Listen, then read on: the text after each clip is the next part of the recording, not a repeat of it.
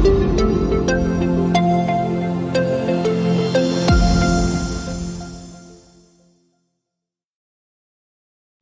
tak cerita, kalau ngaos ikhya, ikhya itu seperti umumnya ulama.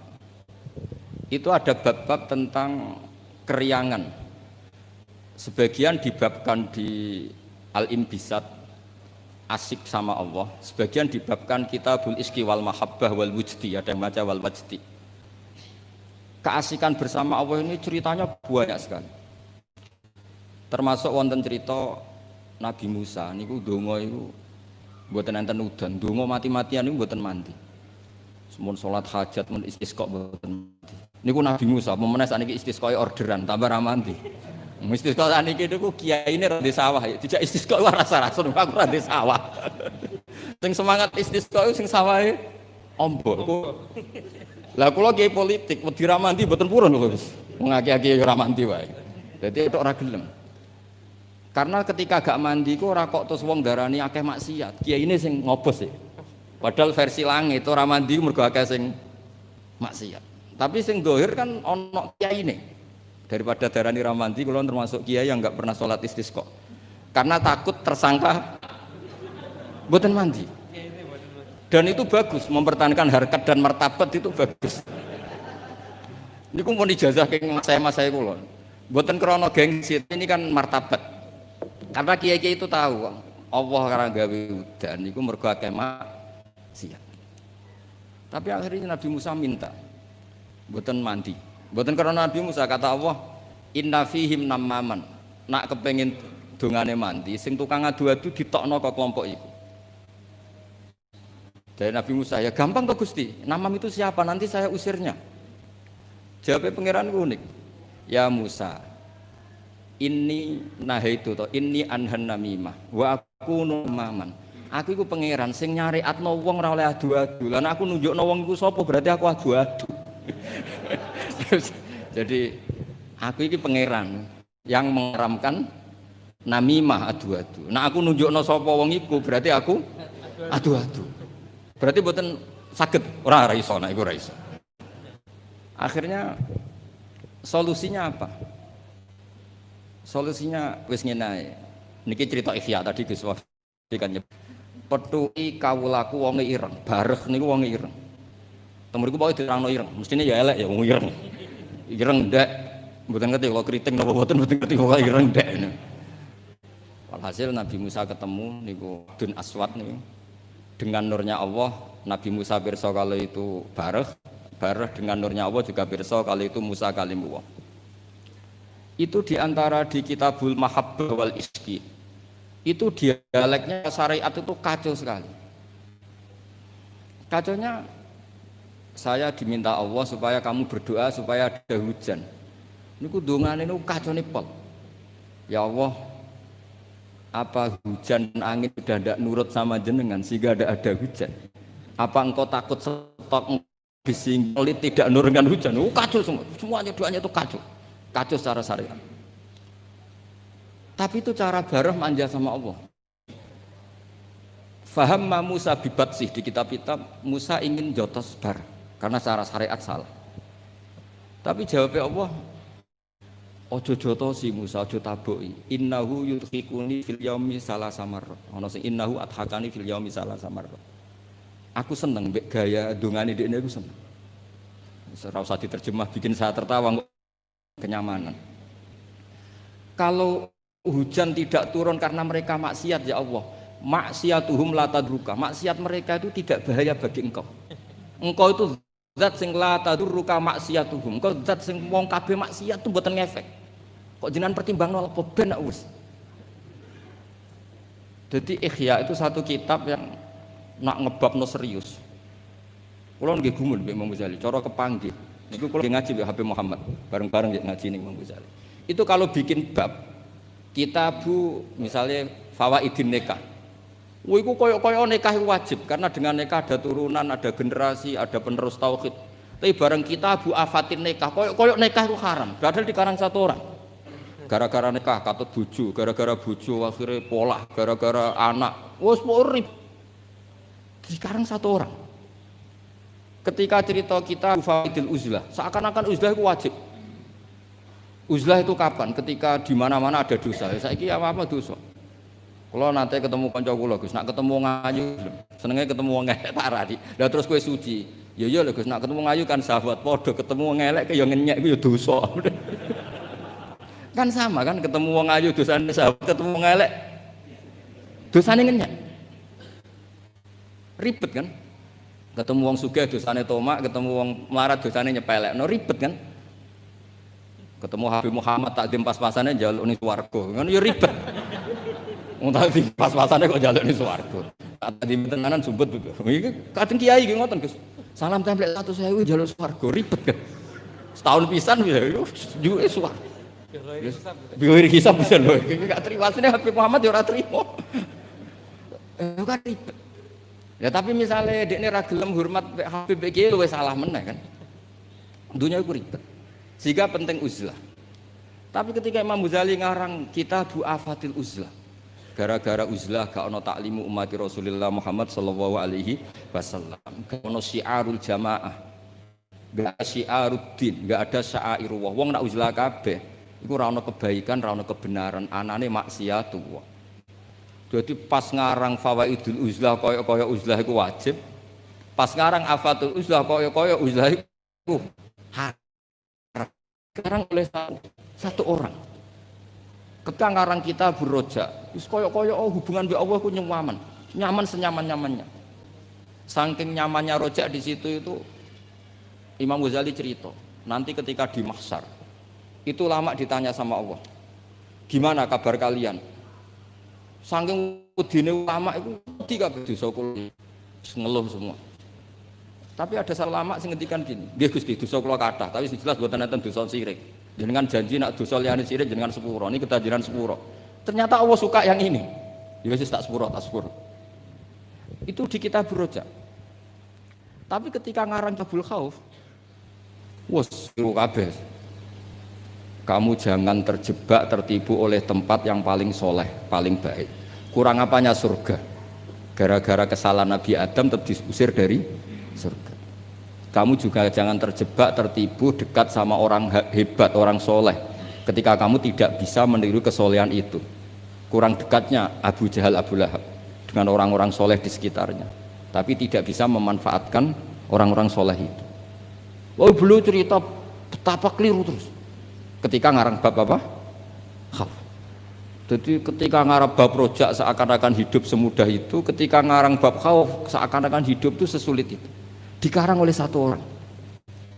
Itu namanya Imam Hujjatul Islam Al-Ghazali. Kalau nggak ada kitab Ihya Bib itu ada sekitar 5 kalau cetakan Toha Putra ketika saya ngaji dengan Mbah Mun. Terus kitab yang pernah saya pelajari harfan harfa itu pakai cetakan DKI Darul Kutub Ilmiah.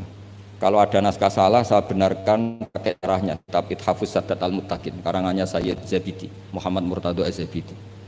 Beliau dengan kita kira-kira ya saya Mbah Mun, Mbah Zubair, Kiai Fakih Mas Kumambang, terus beliau pernah ngaji Kiai Mahfud Termas, Kiai Mahfud ngaji abahnya Kiai Abdullah ngaji Kiai Abdul Manan. Kiai Abdul Manan ini awaluman sing dari Jawa sing yulazimu Sayyid Zabidi. Terus orang Indonesia itu luar biasa. Kiai Abdul Manan ini pertama Kiai Jawa sing mulazamah kalian Sayyid Zabidi Sohibul Ithaf. Jadi sanad kita ke beliau kira-kira 6 lah. Ini luar biasanya kita sebagai orang Indonesia. Makanya saya ini dekat sama Habib Muhammad mulai dulu dekat karena sanad kita ketika sampai Sayyid Zaini Dahlan, misalnya saya Mbah Mun, Mbah Zubair, atau saya Mbah Mun, Mbah Karim, Mbah Hasim, Mbah Mahfud, ini sedang ngaji Sayyid Abi Bakar Sato. Sayyid Abi Bakar Sato ini ngaji Sayyid Zaini Dahlan. Babanya Sayyid Muhammad ini Muhammad bin Husain bin Anis bin Alwi bin Ali. Ini Muhammad ini sudah teman-temannya ini, temannya Sayyid Abi Bakar Sato, Habib Muhammad ini Mufti Syafi'iyah. Terus teman Tarsihul Mustafidin, siapa Alawi bin Ahmad. Dulu istilahnya masih Asegaf, tapi ikutnya lama-lama jadi Bagil. Jadi ada yang ditulis Segaf, ada yang ditulis Bagil. Jadi sanad fikih saya dengan Gus Hafi karuan ya, tahta Syekhin Wahid tahta dengan Habib Muhammad itu sama semua.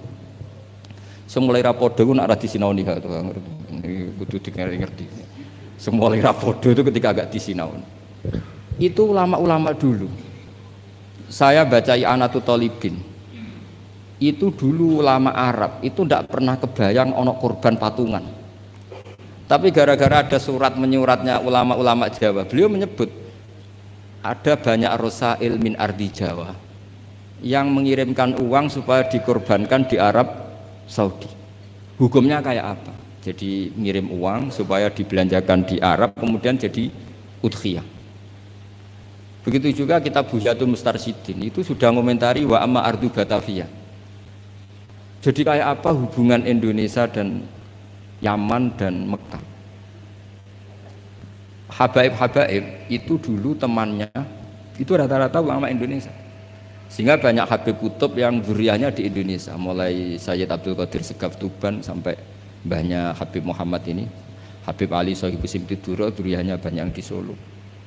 Jadi Indonesia ini luar biasa, termasuk ada Habib Muhsin dulu Abdurrahman itu yang ngarang sarah sama Said Muhammad. Itu banyak sekali yang ulama kita Palembang baik minal habaib maupun enggak yang akrab sekali dengan ulama-ulama di Mekah di Yaman. Nah ini kembali ke ceritanya Mbah Mun. Ini saya masih pakai bahasa aslinya Mbah Mun. Mbah Mun pernah ngendikan gini tuh.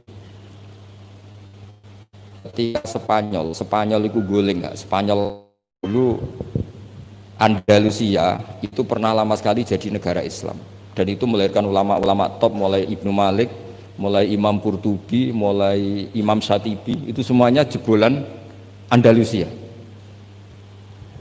Singkat cerita Islam teng Andalusia niku kalah. Saya masih ingat bahasane Mbah Mun ngeten Gus Wafi. Niki sekaligus ditasehaken. Tapi pangeran gak terima. Nak bumi sing dinggo sujud iku kalong. Allah nggak terima kalau bumi yang dipakai sujud itu terkurangi. Delala wis kersane pangeran digenti Indonesia, yaiku gulinge Andalusia, iku bareng ambek berdinine Demak Bintoro. Dan sodako Syekhuna Maimun. Ketika Indonesia banyak yang Islam itu bukan sekedar Islam kebanyakan kayak di negara-negara lain. Banyak ulama-ulama top sing saged ngarang kitab kados jayane Islam teng Andalusia. Wonten Syekh Nawawi Banten, wonten Syekh Mahfud Atur-Musi, wonten Syekh Muhammad Khotib Al-Minang Kabu, wonten Syekh Bakir Jogja, Syekh Nur Bakir, terus Abah Zubair ngarang Al-Qolaid Al-Uluyah, gadah Takrirat kata, Mbah Mun juga gadah karangan banyak. Karena Dewi Mbah Mun saya masih ingat betul, Allah gak terima nak bumi sing dienggo sujud goleng ra ono gentine. Lha sing digawe gentine cara Mbah Mun niku Indonesia. Lah sakniki delok pola-pola Rabitatul Alam Al-Islami ketika istiftah hal-hal yang krusial kayak Tausiatul Mina, Tausiatul Matof. Saya masih ingat betul di antara yang ditanya itu Syekhina Kiai Haji bin Zubair. Itu mirip kalau ada kitab niku Gus Wafi, Qadayal Haji wal Umrah. Itu milik resmi Hayatul Ulya Wahabi. Itu ternyata di situ juga menyertakan fatwa-fatwa ulama dari Jawa, termasuk merujuk Syekh Muhammad Khotib Al-Minangkabau, Syekh Nawawi Banten. Artinya betapa ulama kita ini dengan ulama di Mekah maupun di Yaman itu begitu dekat. Sehingga ini saya punya bukti di kitab Al-Iqdul Farid, di antara orang-orang Indonesia yang disebut Said Muhammad, di sini ada Habib Salim Jindan, beliau pernah istifadah sama Habib Salim Jindan, Habib keluarga Kuit Al-Habsyi yang Abdurrahman ya. Itu mulai dulu. Sehingga kalau suwon santri-santri sing teng mriki dherekaken Gus Wafi, kula nate mriki ketika Mbah Mun dulu meresmikan pondok ini, saya datang ketika ada ijazah Thariqah Syadziliyah atau mriki kula hormat mriki. Pas itu dirawuhi kalau nggak salah Pak Ganjar sama Gus Saiful Yusuf sih. Pak Saiful Yusuf.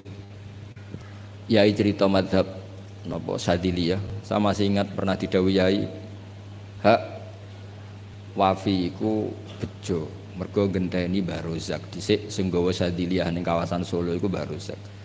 Mbah Rozak iku nggih berarti bin Abdullah sih.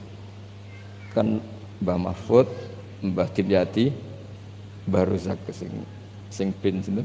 Abdullah bin Abdul Manan. Terus riyen Mbah Mahfud sing nekuni usul fikih, terus Mbah Mahfud diganti Mbah Dimyati teng pundi? Termas, terus sing Thariqah Syadziliyah niku dibeto Mbah Abdul Rozak. Terus kula suwun niki sanad musalsal saking guru-guru dan tidak pernah meninggalkan kitab Ihya. Kulo riyen nggih sering belajar bareng kalian Gus Kamil nggih sak kamar kulo banyak tahu tentang kitab I'anatul Thalibin Ihya. Kulo jek eling kulo riyen sinau ana ngangge kitab Gus Kamil pancen gentosan. Riyen niku tersih duka ya. Duka saking susah urip wis pundi kitab gentenan dhisik. Di kulo niku eling kulo niku ngangge kitab mengke dienggo Gus Sofur, kadang Gus Kamil damel kitab mengke kulo damel. Mbok saking malese tuku ra duwe dhuwit. Mbok saking belinge wong anggaran go tuku kitab go liyane niku mboten sing jelas udzon niku haram. Dadi ngoten mawon dadi serasa dijerok-jerok sing jelas udzon niku haram. Meskipun resiko husnudzon kadang ya bodho karo nakal di husnudzoni gitu tapi dulu itu kalau jeling dawe Gus Sofur, dhisik wong belajar i'anah itu setengah hafal. Kenapa setengah hafal? Karena ada bahsul masai. Ya ini wong alim alama. Niku nak musyawarah nggih dibantai tiyang kathah. Kula jek menangi Abah kersa dadi lajnah Gus. Karena ya ini nggih cerdas tenan, tapi kadang-kadang cerdasnya wong dikalahno ambek selera. Kula jek eling debat. Sampeyan ndak harus ikut mazhab ini ya. Kepiting cara sampean halal wa haram? Umumnya wong. Haram kan apa ya halal? Polling ndak usah benar apa salah, polling saja. Halal apa haram? Umum. Halal kan? Kemuni halal alasannya apa? Ketika orang yang bilang halal ditakoki, yuyu hukumnya piye? Mesti muni haram. Mergo yuyu ku amfibi. Tapi alasan yang sama kan ada di kepiting. Yuyu haram kan enggak masalah, cilik tapi nak kepiting haram kan eman-eman. Padahal ketika ngaramno yuyu alasannya amfibi kan. Kalau alasannya amfibi berarti kepiting tetap menang kan? Karena eman. Nah singkat cerita gini Gus Wafif, ketika debat saya masih ingat betul. Ya tentu yang bantah itu bukan anak sarang tapi delegasi dari yang lain. Tapi gambar di mulut itu niku ya kepiting kirang setunggal. Walhasil saroton itu maknane apa? Jawab ya saya masih ingat betul. Sampai tak ingat bahasa Arab. Lau suwirol kalbu bisalah sati arjulin akultum innahu ghairu kalbin. Saiki misalnya asu digambar sikile mok telu apa terus gak asu. Wong kurang sikil sitok kok ribet. Jadi, saya itu masih menangi ya itu kersa dadi napa musokheh terus debat. Jadi memang watak dari ilmu itu memang ada naket, ada intikot. Tapi tentu tetap menjaga adab. Jadi dulu Mas Zubair ya kadang di era Mbah Mun itu beda. Dulu Mbah Zubair itu tak fanatik. Kalau ada buyutun mutalasikoh, ada rumah jejer-jejer, meskipun namanya Zakulun Bismin, meskipun namanya beda-beda, terus satu. Tapi era Mbah Mun, ya sudah kalau namanya Zakulun Bismin, ya sudah boleh banyak. Makanya jenengan ampun kaget kalau suatu saat putrane yai fatwanya secara fikih beda dengan abahnya itu biasa. Dulu Taqiyuddin As-Subki sama Tajuddin As-Subki itu kitab dikarang abahnya disarai anaknya. Kadang anaknya ngeritik abahnya. Tapi fil ilmi lah ya bukan. Jadi itu biasa. Jadi supaya sampean nanti familiar dengan ikhtilafatil ulama itu familiar. Sayyid Ali Zainal Abidin mbah-mbahnya Habib Muhammad itu enggak derek-derek politik, ngikuti mazhabnya Pak D-nya Sayyid Hasan. Karena Sayyid Hasan itu menyerahkan semua wilayah kepada Muawiyah. Artinya ya biasa ikut Pak D-nya. Tapi beberapa orang Hasani itu ingin negara ini harus dipimpin orang soleh sehingga Al-Adharisah yang dibangga-banggakan Mbah Mun itu mimpin Maroko. Jadi Al-Hasani banyak yang kerso politik sehingga jadi raja-raja di Maroko. Al-Husaini sebagian nggak ngikuti politik derek no Sayyid Hasan. Nah itu biasa maksudnya dalam apa ya sudah semuanya itu istihad, semuanya itu baik asal dilakukan oleh orang-orang soleh radhiyallahu anhum. Di kulo badhe tabarruk ngingat yai niki sekaligus kula ngenang betapa Mbah Mun kersane dituruti pangeran. Di antara yang ditulis Mbah Mun dalam Maslakut Tanassuk Al-Makki ditulis yai Beliau ketika nulis persis sanad yang ditulis Sayyid Muhammad Alawi, beliau ngendikan ketika orang ini, beliau ngendikan di antara harapan beliau adalah hadhihi ya tausiyat allati kanat mafkhoratan azimah li asal maulal karim ayajma'a nafsi ma'a hamalatil ilmi min ulama'i hadil ummah wa bil akhas ulama'u ahlil bait alladzina khassahumullah bi khassa'isa la ya'lamu azamataha illallahu ta'ala. Jadi ketika beliau ngarang kitab ini beliau ngarang itu lama sekali, sekitar tahun ini tak tulis yang mudawan saja, saya agak mau resiko yang mudawan sesuai penanggalan yang ditulis beliau itu ini tak lama sekali beliau mengarang kitab ini. Itu beliau diantara harapan besarnya semoga nanti saya dipertemukan dengan amalatil ilm wabil akhos ulama'u ahlil apa bait. Dan ternyata betul beliau ditakdir wafat di Mekah, dan bukan sekedar di Ma'la, tapi Ma'la yang dekat Abuya Said Muhammad. Sama masih ingat didawi Said Ahmad coro dawane maknane nak sekedar ning Ma'la iku akeh, tapi Mbah Mun itu di Ma'la yang dekat Sayyidah Khadijah. Ma'la itu kan luas sekali guys. Kalau yai kan pas di sini Sayyidah Khadijah, agak di bawah ada keluarga besar Said Muhammad, ada Said Abbas, Said Alawi dan seterusnya. Sebelakangnya agak bawah Syekh Nawawi, terus samping agak selatan ke seperti ini terus. Pokoknya agak itu bang. Terus di antara keinginan beliau ketika ngarang kitab ini adalah saya ingin iltihak, kata beliau, tak baca lagi ya. Ayyajma'a nafsi, ini asal maulal karim, semoga Allah al-karim ayyajma'a nafsi ma'a hamalatil ilm min ulama'i hadil ummah wa bil akhas. Beliau ingin sama ulama ahlil bait alladzina khassahumullah bi khassa'isa la ya'lamu azamata illallah subhanahu wa ta'ala. Terus ini keinginan beliau. Kitab ini ditulis lama sekali. Nah, kemudian kitab aslinya dari kitab Al-Iqdul Farid, kitabnya Said Muhammad. Nah, ini tadi sesuai pesanannya Gus Wafi, saya akan menceritakan cara ngarang orang dulu. Jadi terus ini yang kitab ini tak nomerin, ini nomor yang menjadi di kitabnya Mbah Mun. Kemudian kitabnya Mbah Mun tak nomeri, ini nomor yang ada di kitabnya Said Muhammad. Itu beliau menukil tuh harfan bi harfin, kalimatan bi kalimatin, tidak ada yang dirubah sama sekali. Nah, yang ini kemudian masalah bagi kita, karena kalau tradisi kita itu mutabi itu ikut guru. Nah, problemnya sekarang banyak orang beragama kemudian kalau niru guru atau orang sebelumnya dianggap plagiat. Akhirnya banyak pakar Islam sekarang yang memaksakan punya pendapat sementing beda, memang aturannya kalau anut malah salah, dianggap plagiat. Sementara di pesantren ilmu itu harus anut, al ilmu nurun tadi, ilmu itu harus nurun sebelumnya. Lah ini terus repot kita. Makanya kita yang saya kan sering kumpul orang kampus, itu menjelaskan ke orang kampus itu bingung. Karena mereka inginnya di Islam itu ada pembaharuan, sementara kita inginnya itu mutabi. Jadi ini PR Gus ya, PR bagi saya, Habib Muhammad, semuanya. Karena kalau kita membiarkan adat kampus dalam konteks agama ya, mereka boleh kreasi istihad.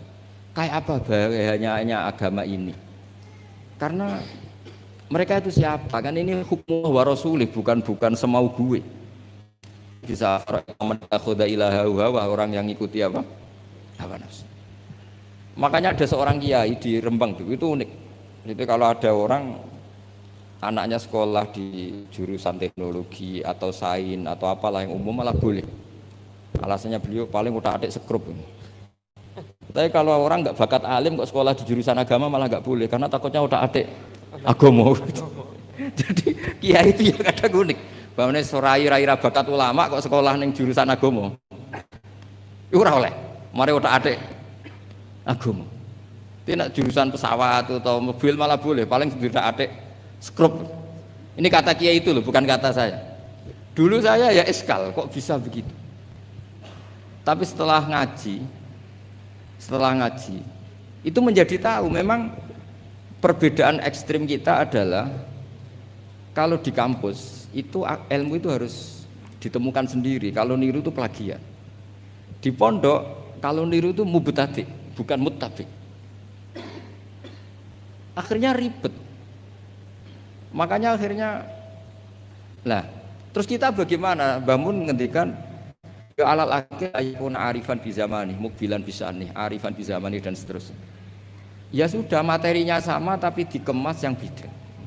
Nah, ini yang kenangan saya sama Mbah Mun. Mbah Mun tuh kalau nerangkan tauhid, aslul wujud, itu pakai kitab Husnul Hamidiyah Gus Wafi, itu sama Yai masih digambar. Sama saya ingat betul di kitab Husnul Hamidiyah itu ada gambar piramida, ya digambar. Mbok gambar bulet kaya apa kata Mbah Mun, tetap dimulai dari satu titik. Kue gambar sukses ya sukses, misalnya saya gambar gedung ini atau gambar hewan pasti tidak bisa. Tapi piye wae bulete gambar iku tetap dimulai dari satu titik. Hadhil awalim kulliha, bulet kaya apa tetap dimulai dari wujud yang satu. Nah, daripada sama nerangkan yang zaman gini, bocah-bocah gini terangkan al-alam mutaghayyir wa kullu mutaghayyir hadis. Wal hadis la mudamin muhdis. Wis mesti ra paham. Iso-iso mutaghayyir malah. Itu bangun dengan mudahnya kitab Husnul Hamidiyah itu kitab yang bisa menjelaskan itu. Ya digambar, di kitab itu digambar, ada gambarnya. Yang pelajaran dualia gitu, sing Husnul Hamidiyah. Itu digambar tuh banyak sekali. Tapi kata yang ngarang itu hadis surah banyak seperti ini dimulai dari satu titik. Lah titik ini namanya nuqtatul wujud. Imam Amudi itu jadi wali itu bukan karena khusyuk, karena dia ahli matematika. Itu imam yang didolakan Syekh Mahfud At-Turmusi. Imam Amudi itu ahli matematika, dia jadi wali kan ahli matematika, dia pakar usul fikih. Ketika dia di surga, ini kasusnya para wali. Ketika mau masuk surga bersama Allah, kamu jangan ke surga dulu. Malaikat-malaikat saya ajari matematika. Malaikat 100 sekolah itu disuruh belajar matematika saya. Karena memang ditanya, bukan kamu itu siapa? Saya ini guru tauhid. Sama malaikat protes kan dikomplain, masa ditanya enggak jawab. Sama Allah, silahkan kalian mendengar cara dia mengajarkan tauhid. Malaikat yang ngurung titra nisbatus naini wassalasa wal arba ila nani hayatalah minal uluf terus itu sama nisbatnya kanisbatis naini ilal wahid. Artinya kullul adat boh jumlahnya berapa nisbatuhu ilal wahid adalah far'un. Mbok adat loro ya nisbah ilal wahid far'un 3 10 1000 tetap asal usulnya satu. Mbok alam bulet kaya apa? Mulai ana sing Habib ra Habib, mulai macam-macam ngeten iki. Ana sing ngaji niat golek ilmu, ana sing sementing ra nang omah. Wes ana sing golek ngaji awale ora kepengin paham Gus. Delok Kiai barokah, seribet kan Gus. Awale ora kepengin paham. Pokoke delok Habib Muhammad barokah. Gak penting paham. Mulane ngajine semua delok. Kalau ajane ya ape gelo tapi yo piye Gus pancen. Wong hadise man ro'ani wa man ro'a man ro'ani. Dakhalal jannah. Ora ana hadis man fahima anni wa ana alhamdulillah hadise man ro'ani wa man ro'a man ro'ani dakhalal jannah. Jadi banyak orang ngaji dari awal wis niat ra paham. Itu Imam Amudi nerangno malaikat. Nah, malaikatnya gedek-gedek. Betul juga. Jadi lah itu namanya ajarannya sama, yaitu mau menerangkan tauhid. Tapi banyak ulama yang punya cara gimana lebih mudah difahami. Jadi nggak mungkin alam seruwet ini sebanyak ini nggak dimulai dari satu. Jadi, nah itu Mbah Mun. Jadi Mbah Mun itu punya seni menjelaskan itu. Jadi saya ulang lagi, terakhir beliau itu mengulang-ulang lagi alal akil ayakuna napa mukbilan bisa'ni napa arifan bizaman itu diulang. Termasuk kenangan saya ketika ngaji tauhid, beliau termasuk pengagum Al-Hamidiyah itu kalau nerangkan seperti itu. Makanya banyak ulama yang cerita kenapa bismillah dimulai dari ba. Rata-rata ulama memberi penjelasan semua Quran itu makna jameknya ada di Fatihah. Fatihah di bismillah, bismillah di ba-nya, yaitu bi kana makana wa bi yakunu ma yakun. Karena di ba ini ada nuqtatil wujud. Semuanya dimulai dari satu titik. Ini ku wujudun wahid, yaitu enggak ada lagi kecuali Allah Subhanahu wa taala. Terus ini cerita revolusinya Mbah Mun, Mbah Zubair dan beberapa masyayikh untuk menjadi ilmu ini lebih mudah. Makanya saya pesen, oke lah kita karena bawaan anak sekarang mungkin kita agak kesi atau agak apa itu. Tapi saya mohon tetap ikuti ulama-ulama dulu. Kayak Mbah Mun, kayak Mbah Sibir tadi, tetap menerangkan tauhid.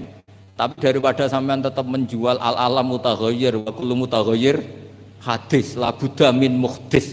Wis sing krungu ya ora paham, kadang muni amin amin, ribet kan? Semendingkan gambar mbok apapun ruwete tetap dimulai dari satu titik. Yes, mohon niki kegentenan Habib Muhammad. Assalamualaikum warahmatullahi wabarakatuh.